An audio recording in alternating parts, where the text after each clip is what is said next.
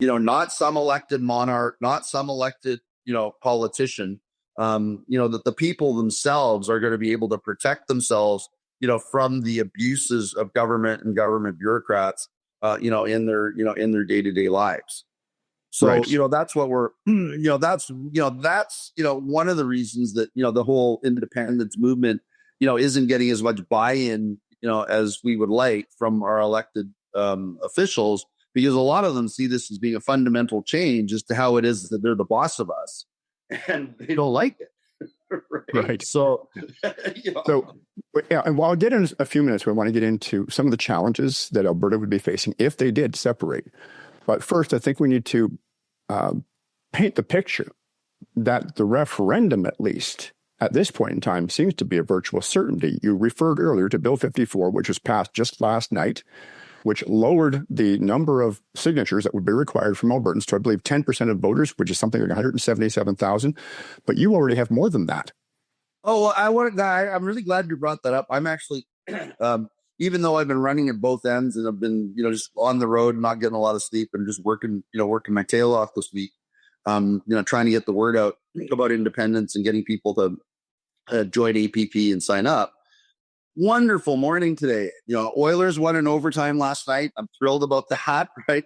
And Bill 54 passed third reading in the Alberta legislature.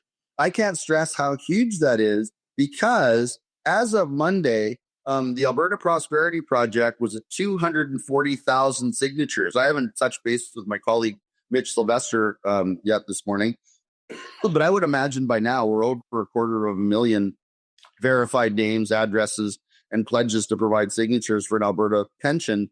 So, we're literally, almost 72,000 signatures over what we need, or 73,000 signatures over what we need to affect a referendum on the basis of the pledges we've got.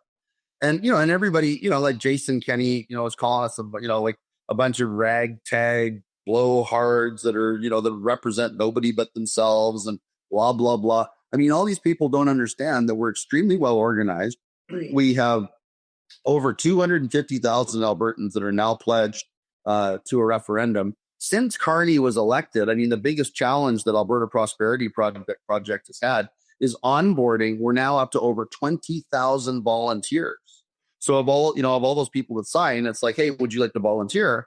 And we've got now over 20,000 volunteers. So think about that. We have now probably double the number of volunteers in APP than we have infantry in the Canadian infantry and combat arms soldiers in the Canadian Army. Like, this is growing exponentially every week.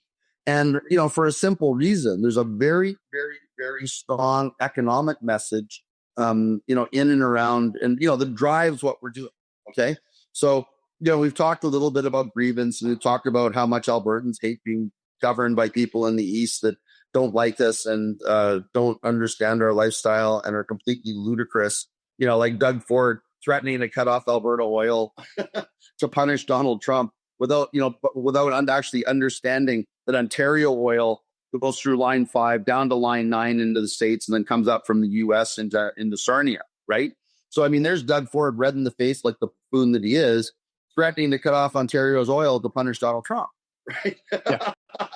Right. And then my favorite was that moron Gibault, right? The moronic, Greenpeace climate change minister that we had. He didn't even know that there wasn't a straight east to west pipeline from Alberta to Ontario and Quebec.